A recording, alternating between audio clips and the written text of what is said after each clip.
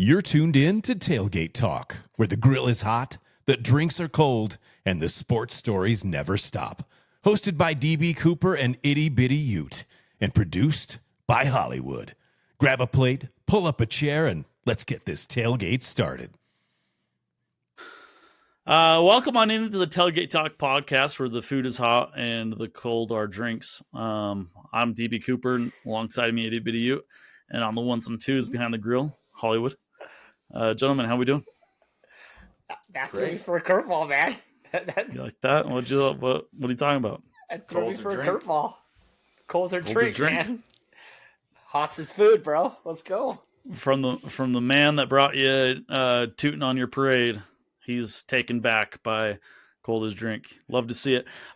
Before we dive too deep into it, want to give a shout out. Our last episode is nearing 500 views. Let's give a round of applause for the 500 viewers. The 500 viewers. Now, I will not mention that our retention on the video is the average is down on minutes. So, yeah, we've had 500 viewers, but they've watched for less minutes than our normal viewers. I think it's a lot of BYU fans getting in there. I don't know if you guys have kept up with the comments at all, but lots of Cougars in the comments. Adult Cougars still defending Cosmo in the comments. I don't get it. They're like, we agree with everything you guys said about the game. You guys are reasonable. You guys are funny. We enjoyed it. But when you started talking about Cosmo, we just couldn't do it anymore. And I'm like, one guy said, I would give you shit about your mascot if I knew its name. And I said, bro, that's the point. I couldn't. Exactly. Yeah. I'm glad you don't know our mascot's name. Yeah. Holy fuck. People are, I don't want to diss on our viewers, but it blew me away. Yeah. We're in years past, we're a little more worried about what's going on in the field than a mascot jumping in a kiddie pool. But yep. Blew me. Neither here nor there. Blew me away. I also just very quickly on the comments want to mention I'm going to do this. I don't know when he's going to watch our next video. I know he takes losses pretty hard, but I did notice this is our first video we've ever dropped. This previous one where Big J did not comment. And so I'm going to shout out Big J on every video or every episode from here on out until he recognizes it in a comment so that we know that he's back taking in Utah content.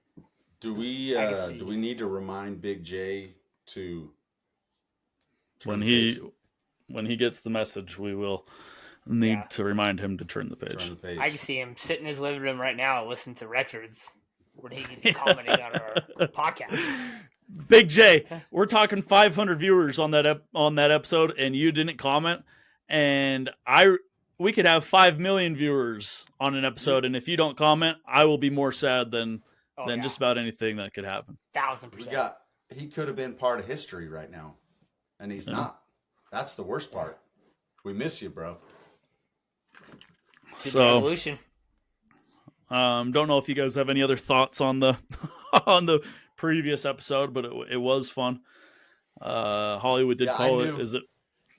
I knew that Hollywood was going to get a lot of BYU fans checking in. But, it's the same reason I go to CougarBoard.com, because I want to see BYU fans cry and whine and complain, right? You got to imagine most of those people turning into view were hoping to see us pout and cry.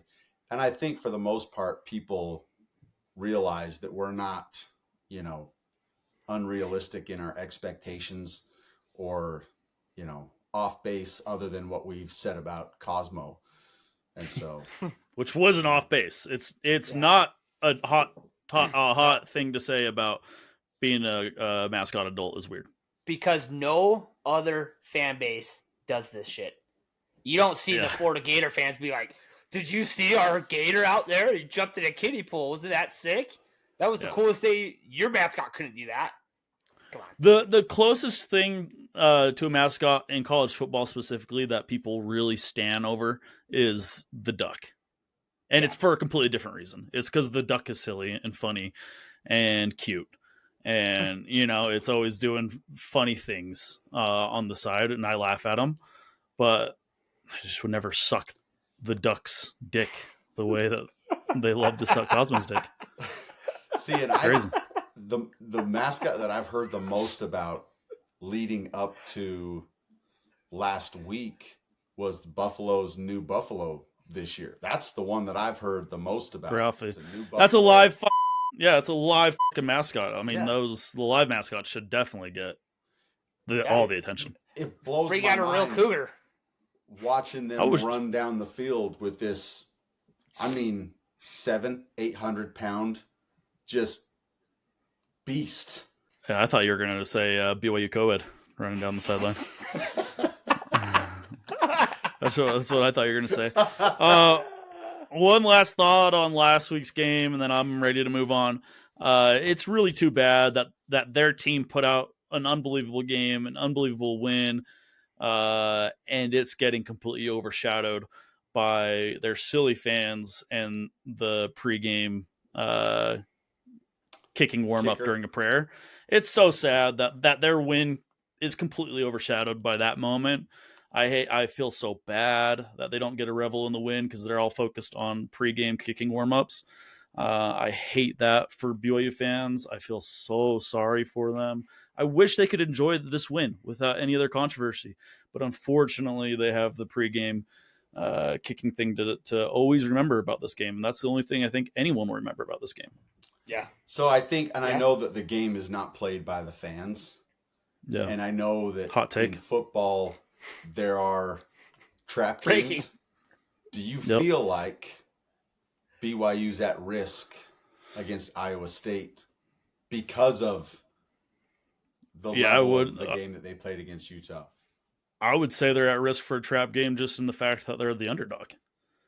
They're a 3-point underdog. So, Vegas thinks it's a trap game, too. They were a 3-point underdog against Utah, too. I'll point that out. I know, but they're going to an unranked opponent. And they're an underdog. So, I think Vegas is ready for a trap game. Yeah. Plus, after an emotional win and you got to go on the road, they could do it. I think they're a better team than Iowa State, but we'll see. I don't know if I'll ever believe in this BYU team. I don't know. They have a good running back. They had a kind of good defense, and it just baffles me that we lost that game. That's the thing, too. I understand why Utah fans are down in the dumps. You never want to lose to your rival, but not for 1 second. I would be a lot more down in the dumps if I looked out on that field and the talent was a noticeable discrepancy, like Oregon in 23. If it looked like that, I would be very down in the dumps. I look out there and I'm like, I mean, they're just as good. I still kind of think they're not quite as good of athletes as what we have and a team.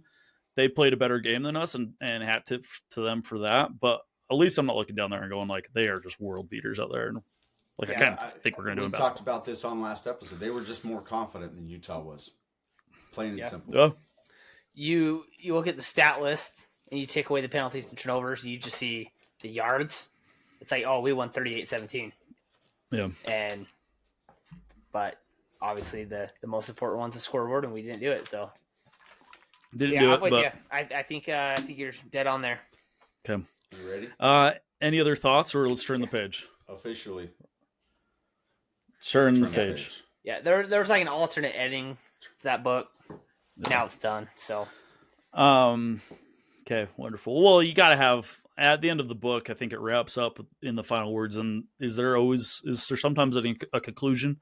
Yeah. Post books. You're a big reader, itty bitty you. Yeah, huge reader. Yeah. I just finished Green Eggs and Ham, and Curious George is next on the docket. Yeah. Post credits there. I got just a couple things to talk about this upcoming week that had just stood out to me. Don't know what you guys want to talk about, or what order you want to go in. But I've done a lot of talking so far. If you guys have anything you want to go with. No, you're keeping us to a good agenda, so keep going. Holly, would you have something? Holly? I just was going to say, I'm interested to see what happens in the quarterback position. If Dampier ends up playing, or if it's Ficklin, I think regardless, Colorado struggles against the run. And I think Utah can show up and kind of if they do what they are capable of, can push those guys around and dictate the game, hopefully. I would love to see a lot of Bird Ficklin. I think we've talked about this before. I think he's just as good running as Dampier. I think he's got a better arm than Devin. I don't think that's a hot take. And I would love to see if Devin's not 100%, don't march him out there. Let Bird get some reps. We've already played him enough that he's not going to get a red shirt. So let him play. Give him some time. Let's see how good he is. And I think Colorado's a team that we should be able to march him out there and get it done with Bird or Devin. Yeah. Thoughts? We should be able to. I mean, if I'm being completely honest, I've seen one Colorado game this year. It was because I took them +3 against BYU, so I had money on the line, so I watched them. So I can't sit here. I the basic scouting that I've done, it seems like their run defense is really bad.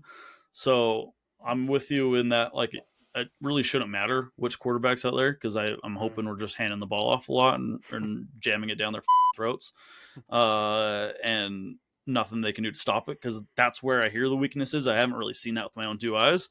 I don't remember BYU running all over them. I don't remember much from that game. I remember thinking that BYU's corners are really bad, but so were Colorado's. And Colorado's quarterback seems decent, Salter, but nothing I'm overly nervous. I think he's got a better arm than Bear, but a little less athletic with the ball. Yeah. So, yeah, anybody that we track out there should win. I'm excited to beat them by more than what BYU did, and we'll just roast them on Twitter, because we'll take a page from their book, right? That's what matters the most to them, is how much they beat the mutual opponents by. Yeah. I will say I'm excited for Bird if he plays. I think if Dampier goes, it's still 10 snaps. You see Bird at least until fourth quarter or whatever, if we're up big. I think we're going to see a lot of him. I am excited to see a quarterback that doesn't have to jump to throw the ball over the line. That's going to be fun. Not a shot at Dampier. Just seems like a shot.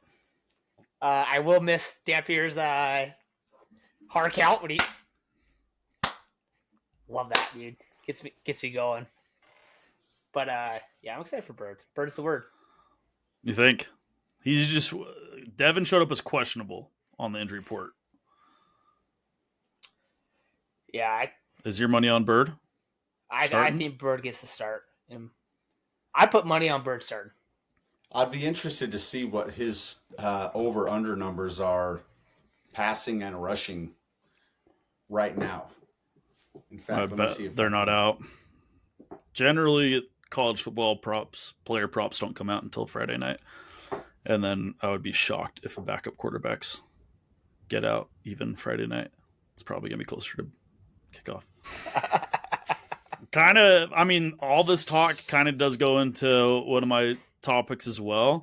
I don't know if you guys saw the injury report tonight or yesterday. But I love it. It's like something is obviously very... Whoever has final say on what the injury report goes out, I know there's been debate on whether Witt has any control over it or if it's just GAs that do it or what. But whoever's doing it is really like playing some sort of game, because now we're not showing anybody is out and we're only showing doubtful, I think, is what it was yesterday. It was like the 3 guys that kind of seemed to get beat up in the BYU game. Dampier, Merriweather, and Vakalahi were like doubtful, I think. And then today we did have an out. Lander Barton out for the first half. And then we saw Merriweather and Vakalahi were doubtful, and then questionable was Dampier. Whoever's doing this is petty or what, and I love it, but I also kind of hate it. And it just puts up the pressure. If we go out and lay an egg on Saturday and we lose or don't look good, these little games and stuff are fun when we're winning. But if we start losing, it's going to get really ugly. Really ugly, really quick. Yeah, it's kind of like, are we paying we care more about the injury report or actually winning Exactly. the game. Yeah, people are going to start saying he's lost focus. Old Coach Witt's lost focus. He's too worried about the injury report and playing games. He's not even focused on the game. That'll be the first thing people say. But when I you start talking legacy. He did a great job after we lost to Texas Tech of bouncing back. And so I have absolutely no doubt in his ability to come back and take care of business. I agree. I think churning the page after that Texas Tech game was like churning the thinnest sheet of paper you can think of over. We still had everything in front of us. I think churning the page again after this last loss is definitely doable, and it should happen. But it's definitely a heavier page. It's like a Old Testament piece of paper. Yeah, because at this point... Go ahead. Sorry, Itty bitty. I was saying we don't have a whole lot to...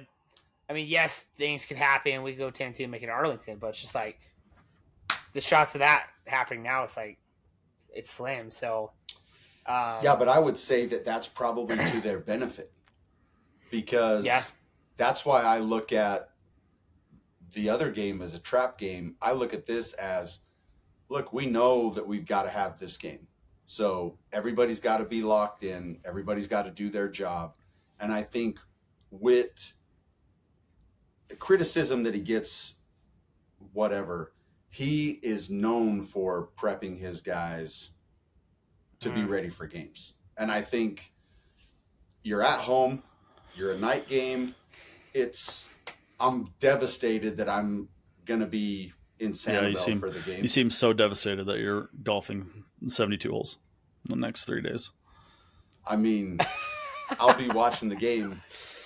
My point to that is I agree with you. He is known for getting guys focused. The team we saw last week was very not focused. The team we saw last year was very not focused. So is he losing his fastball on getting guys focused would be my question to you. Or is it fair to even question that? Even though his reputation says otherwise, is it fair to question? I would look at it and say maybe little brother is catching up. Kalani is starting to figure things out and get his team caught up. So now it's more of a 50-50 and a coin toss, where Witt's been doing this for a long time. And I think Kalani, you said this on one of our earliest podcast episodes, if it wasn't for COVID, Kalani might not still be the coach. But he has grown. I think he's gotten a lot of love from the players, a lot of love from the fans, and he's grown as a coach. And I think what we're seeing is him get better at preparation for his guys and understanding the importance of that game. And I think he's catching up. I don't think Witt is slipping. I think it's more of the other side catching up.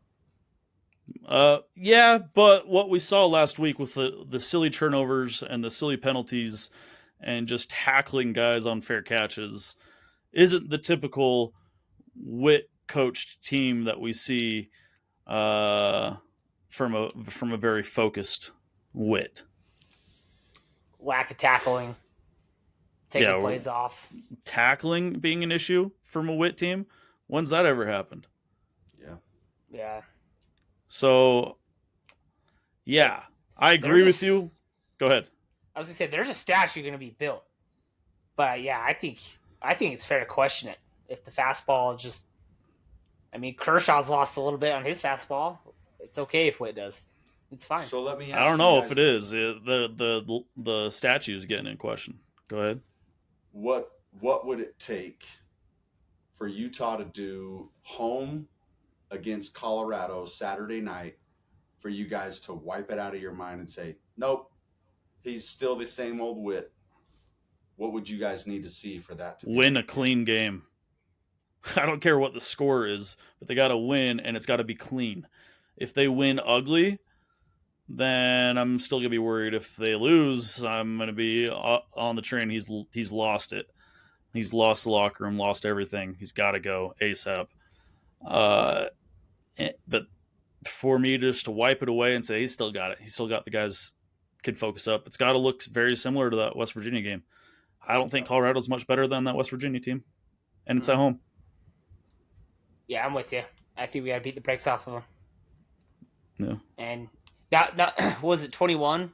We had Wazoo at home, and we beat them like 28-14, but we had 4 turnovers and a ton of penalties, and like we can't do that shit. And I just want to clarify too, because sometimes when people say beat the brakes off, I think a lot of people get in their mind 63-0, 63-10. Yeah. No. Whatever the West Virginia score was, 41-13, whatever. It doesn't necessarily have to be like that. It could be 21-0. It could be 15-0. It could be 15-3. Everything looks a little bit different. But if it's 15-3 and they never even threaten to get to midfield, as in Colorado, then we beat the brakes off of them type. Yeah. Arizona State 2019 is the perfect example. We won 21-7 and we beat the brakes off those guys. Yeah. Yep. They had no chance. Yeah. They had zero chance that day. That's what we got to see for me to be like, all right, we still got it. I think we see it. And I wish this was a prop. I don't think we will be able to find it, but I do have a prediction. I think we see a JB23 pick 6 on Saturday. Love it. I like that. At some point, I'm waiting on a Smith Snowden pick 6. Oh, it's got to happen, dude. Not to turn it back to the injury report, but we know Nate Ritchie is not out for the year. So Nate Ritchie not being on the out list, in my mind, he's playing then. So for me, as a professional but we know Hunter Andrews is out for the year. He's not on the out list either. Right. So where's that list? Maybe have an out for the season list. I get you're probably sick of putting the same guys down, but like in my mind, Nate Ritchie's going to be starting safety Saturday. And so I don't know. It's weird. Yeah. The out first half is funny. I will give him that. The only out being Lander in the first half is good. But yeah. The other thing that I had was it's part of the charm of the University of Utah that I love. People make fun of it. People will say we're dumb and it's unprofessional, and I agree with whatever, all that. But in my mind, that's also the charm of something like this. It's student run and it's student organized. But the fact that we're doing a stripe the stadium with red and black and then not incorporating any black into our uniform and doing red and white, it's so funny to me. It's so crazy. Yeah. It's so funny to me. It's so typical the University of Utah to do some shit like that. Yeah. Red out against Arizona State, white pants. Some genius student intern came up with some, I don't know, they're like homecoming, but then it's like, why did you plan to stripe the stadium on homecoming? Yeah. Like, what was stripe the stadium planned for the ASU game, and then they knew with the bad weather that no one was going to do it, so they didn't advertise it. They just bumped it up to this week, and they didn't quite think it. I don't know, but God, I love the University of Utah. I do too. Yeah. Are you wearing black? We're black. I'm in a red seats. I'm in a red zone. Thank God. That was the first thing I looked. I'm like, thank God I'm in a red zone. I don't want to wear anything else. I think I am black. Just don't do blackface. Not appropriate. Yeah. No. Hot take. Don't do blackface. Trying to pull it up.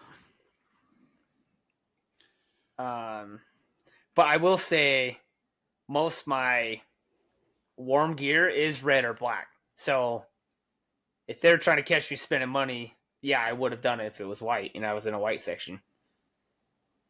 Because I don't think a lot of Utah fans have white coats and white gear. It's either red or black. Yeah, please. Yeah, I'm black section. Blacks only. How many tendies are you going to kill this Saturday? Dude, I will What's say. What's the over-under on tendies? 2.5. 1.5 maybe. What I should have done with my tendies talk is seen what I was dealing with the first game. When they announced that it was free concessions in the offseason, I just immediately went to the chicken tenders and I was like, I'm just going to pound those and nothing else. the tendies do a numbie on the stomach, and On the tumby. yeah, and like quickly, like and I'm not a big. I can usually eat a lot of stuff and lots of really big junk food and not have a problem. And the tendies have done a number quickly, like at the game, on my tummy in the past. They're still delicious, and they still might be the play, especially because they come with fries. Which again, when I tell people I pound tendies, I'm not including the buckets of fries that I'm eating too. But the last game, the corn dogs were hitting. I could have done 10 of them. But I did a little soft pretzel. I was trying things. So it might not just be tendies, it might just be everything. Do you dip the corn dogs or do you just eat them raw? I typically dip in ketchup. I didn't this last time. Okay. I ate it raw. I'm a barbecue sauce guy when it comes to corn dogs. Sounds pretty good. That sounds pretty good. So to answer your question, I don't know because I gotta survey. And they've had he loves spitting on his dry raw hot dog. Yeah. Yeah. Straight down the gullet. I'm a ketchup guy. Yeah.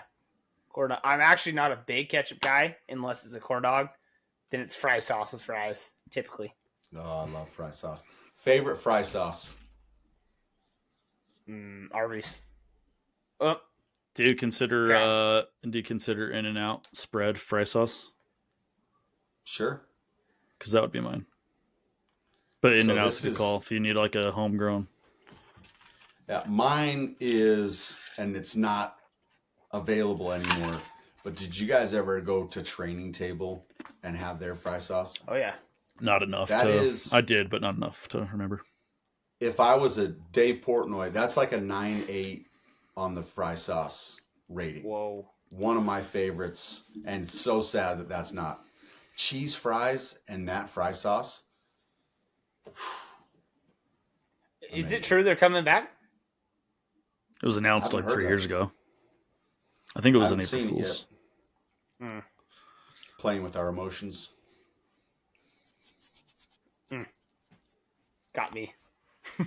Utah State versus New Mexico this Saturday at New Mexico. New Mexico's a 1.5 point favorite.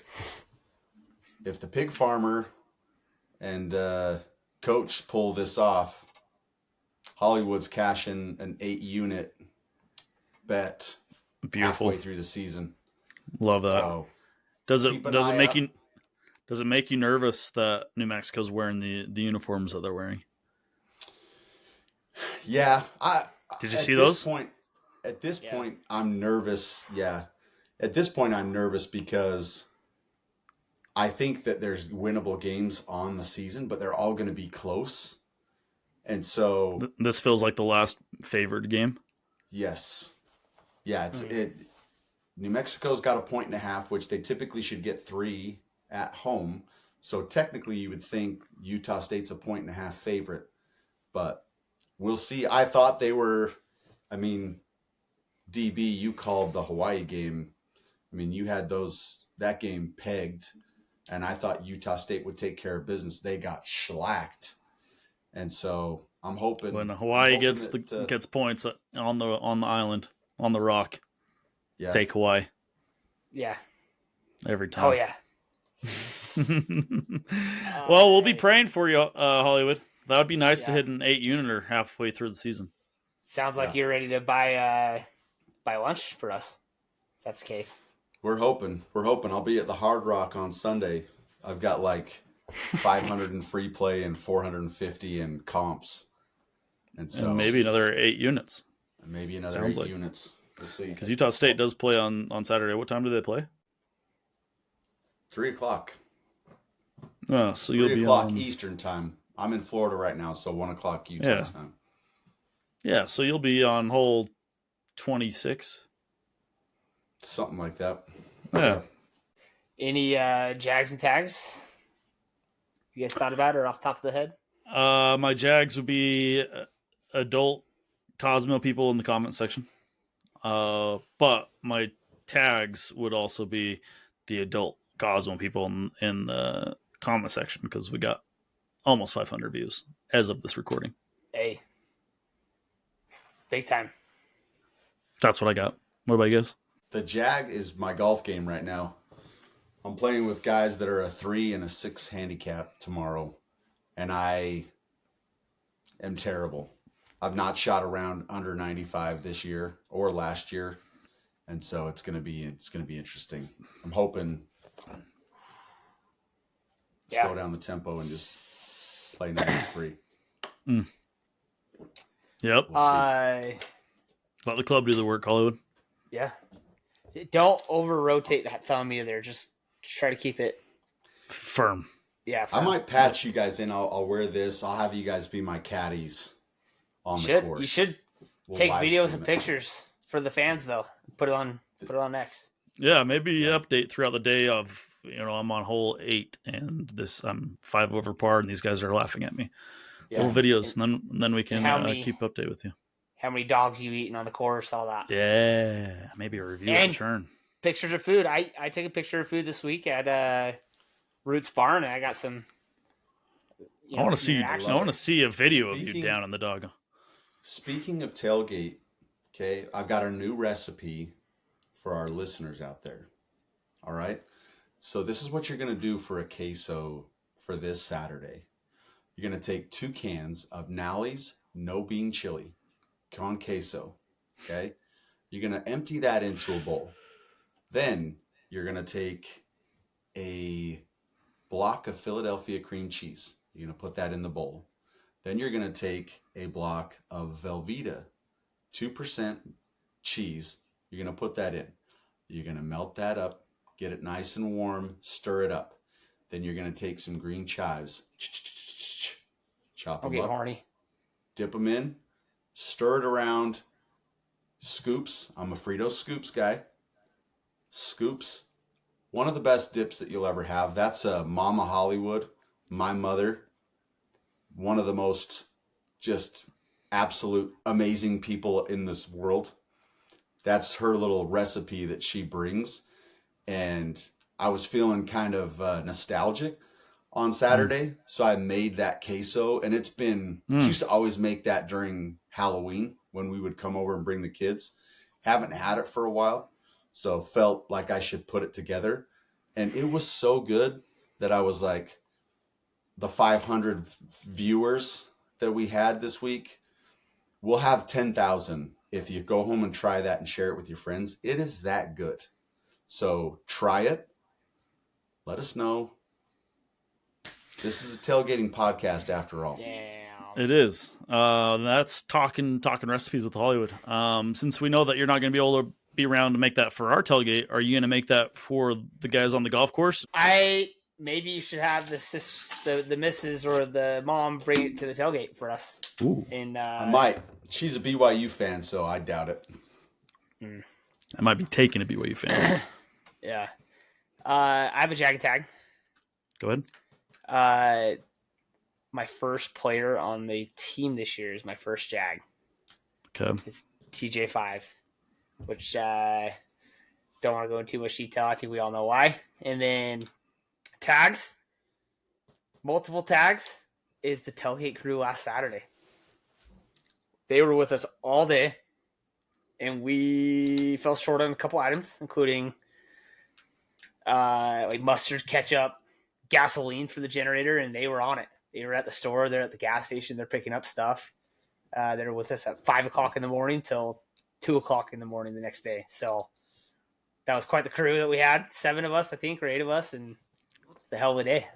Good call on the delegate crew on the tags. Love that. Anything else, fellas? Give them a reminder. Where's the tailgate? When are you going to be up there? I will let you know, my son loves the cornhole so much that we made a little purchase this week. Nice. Hey. We now are the proud owners of 2 University of Utah white cornhole boards, and we went and bought the same bags the Coopers have for their tailgate. So if we ever need to do, we have too many people showing up wanting to take on the champs, we'll have 2 boards at the tailgate. Big J, yeah, those are his bags.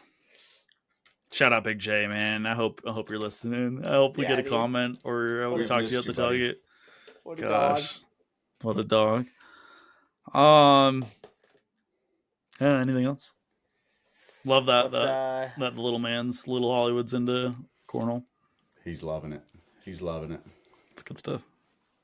Hey, we're having fun, not allowed boys. to open the box until Dad gets home because it got delivered today. Whew. Well, we'll let you. Oh, yeah, you're not home. I was gonna say you can go play. Sure. And that's Tailgate Talk podcast. Thank you so much for listening. Episode 19. 19 episodes down. I know the haters and doubters, of which there are many, would never thought we would even get 9 episodes, let alone 19. But here we are, against all odds. 500 views on our last episode, 491 as of right now, and we can't do it without each and every single one of you. Like the video, subscribe to the channel, share with a friend, share with Hollywood's mom. She needs to convert and become a Utah fan. Love you guys. Go Utes. Love you guys. Go Utes. Go Utes. That's it for this episode of Tailgate Talk, hosted by DB Cooper and Itty Bitty Ute. Produced by Hollywood. Don't forget to subscribe, leave a review, and share with your tailgate crew. Join us next time for more sports talk, food, and fun. Until next time, keep the grill hot and the stories hotter.